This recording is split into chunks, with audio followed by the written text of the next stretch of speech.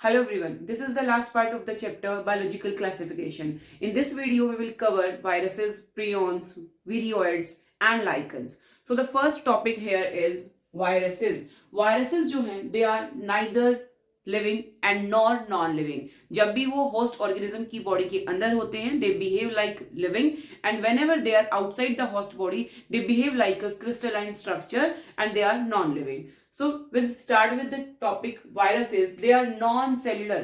Cell जैसा structure यहाँ पर प्रेजेंट नहीं होता, just they are having a protein coat bounded to the DNA RNA is the nucleic acid. So inert crystalline structure होता है इनका जब भी ये लिविंग ऑर्गेनिज्म के बाहर प्रेजेंट होते हैं, and they can have RNA और डीएनए. कुछ वायरसेस के अंदर आरएनए प्रेजेंट है, कुछ वायरसेस के अंदर यहाँ पर डीएनए प्रेजेंट है. बैक्टीरियल वायरस, जो वायरस बैक्टीरिया को इन्फेक्ट करता है उसके पास एज ए जेनेटिक मटेरियल हम बोल सकते हैं डबल स्ट्रैंडेड डीएनए प्रेजेंट होता है. लेकिन प्लांट सेल की मैं बात करूं तो यहां पर होगा single stranded RNA. Animal cell को जो इन्फेक्ट करते हैं उनके पास डबल स्ट्रैंडेड डीएनए और आरएनए यहां पर प्रेजेंट हो सकता है. सो बेसिकली प्रोटीन वायरस के स्ट्रक्चर की मैं बात करूं तो बेसिकली इसके अंदर है क्या, न्यूक्लिक एसिड है और उसके बाहर प्रोटीन की कवरिंग जो है दिखाई देती है, और प्रोटीन की जो यूनिट्स हैं उनको बोला जाता है यहाँ पर capsomere. So capsomeres are present that protect the nucleic acid here. Now coming to the history of the virus. Virus name जो है दिया था पाश्चर ने, रिकॉग्नाइज किया डीजे आयोनोस्की ने, डेमोन्स्ट्रेट किया एमडब्ल्यू बेजल्निक ने, और क्रिस्टलाइन स्ट्रक्चर बताया था एम स्टेनले ने. तो यहाँ पर थोड़ी सी कंफ्यूजन हो जाती है, बेजल्निक के सामने है एमडब्ल्यू और स्टेनले के आगे आएगा डब्ल्यू. सो डब्ल्यू स्टेनले ने दिया था क्रिस्टलाइज स्ट्रक्चर के बारे में और डेमोन्स्ट्रेट किया एमडब्ल्यू बेजल्निक ने. सो बेसिकली वायरसेस जो हैं they can also cause diseases. कुछ डिजीज के हमने यहाँ नाम पढ़ सकते हैं like mumps, smallpox, herpes, influenza, and AIDS is also a disease that is caused by a virus. So this is all about the virus. Virus के अंदर आपको दोनों चीजें देखी जाएंगी, न्यूक्लिक एसिड भी प्रेजेंट है, उसके ऊपर आपको मिल जाएगा protein code that is in the form of capsomere. Next topic is viroids. Viroids क्या है? Viroids was discovered by T.O. Diner. History यहाँ पे इंपॉर्टेंट है, क्वेश्चन हिस्ट्री में से भी आ जाते हैं. बेसिकली मैं बात करूं नीट की, यहां पर एग्जैक्टली आरएनए प्रेजेंट है, there is no protein. Protein यहां पर नहीं होगा, इसीलिए इनको सिर्फ विरियोइड्स बोला गया है. प्रोटीन कोट नहीं प्रेजेंट होता है यहां पर. Cause potato spindle tuber disease. Tuber के अंदर डिजीज कोज कर सकता है, किसके ट्यूबर? पोटैटो ट्यूबर के अंदर ये डिजीज कोज कर सकता है. Next topic is prions. Prions अभी देखो हमने बोला वायरस के अंदर दोनों चीजें हैं, प्रोटीन भी है और न्यूक्लिक एसिड भी है. फिर हमने बात की विरियोइड्स की. विरियोइड्स के अंदर न्यूक्लिक एसिड तो है लेकिन प्रोटीन नहीं है. अब प्रियोन्स की मैं बात करूं, इसके अंदर प्रोटीन्स प्रेजेंट है लेकिन यहां पर न्यूक्लिक एसिड रहता है absent. So prions are what? Prions क्या है?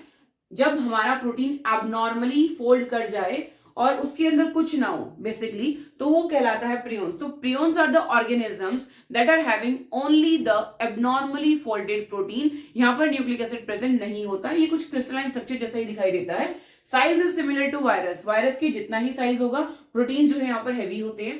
कोज करते हैं बीएसई. बीएसई एक डिजीज है जो कि कैटल्स के अंदर होगी, इसको मैड काउ डिजीज भी बोल दिया जाता है. It is actually bovine spongiform encephalopathy. It is in cattles. इसी का एक एनालॉग जो है that is present in humans also. एक डिजीज है जिसको हम बोलते हैं सीजेडी, सीआर जैकोब डिजीज. ये भी एक न्यूरोलॉजिकल डिसऑर्डर है, मेंटल डिसऑर्डर है, जिसके अंदर यदि आपके अंदर प्रियोन्स चला जाए और वो आपकी बॉडी को इन्फेक्ट कर दे तो आप इस डिजीज से इन्फेक्ट जो है वो हो सकते हो. सो कैटल्स की बात करें तो आ जाएगा BSc. BSc is bovine spongiform encephalopathy, जो कि मैड काउ डिजीज के नाम से भी जानी जाती है, लेकिन ह्यूमंस के अंदर जो इसका एनालॉगस वेरिएंट है that is CJD humans. Next is lichens. Lichens जो है एक म्यूचुअल रिलेशनशिप है जिसके अंदर हम बोल सकते हैं सिम्बायोटिक रिलेशन है, जिसके अंदर एक एल्गी दूसरी फंगी के साथ रहती है. एल्गल कंपोनेंट को आप बोलते हो फाइकोबायोंट, फंगल कंपोनेंट को आप बोलते हो mycobiont. Phycobiont is autotrophic. Phycobiont is autotrophic and mycobiont is heterotrophic. Mycobiont phycobiont से फूड ग्रैब करेगा और फाइकोबायोंट माइकोबायोंट से कुछ न्यूट्रिएंट्स ले लेगा ताकि वो फूड बना सके. क्लियर? और रहने के लिए जगह भी उसको यहाँ पे मिल जाती है. सो दूसरी बात मैं आपको यहाँ बताना चाहूंगी कि लाइकन्स जो हैं they are the good population indicator. जहां पर लाइकन प्रेजेंट होगी वहां पर आपको पॉल्यूशन जो है वो दिखाई नहीं देगा. So they are the good pollution indicator. जहां पर लाइकन्स प्रेजेंट होंगी वहां पॉल्यूशन नहीं होगा.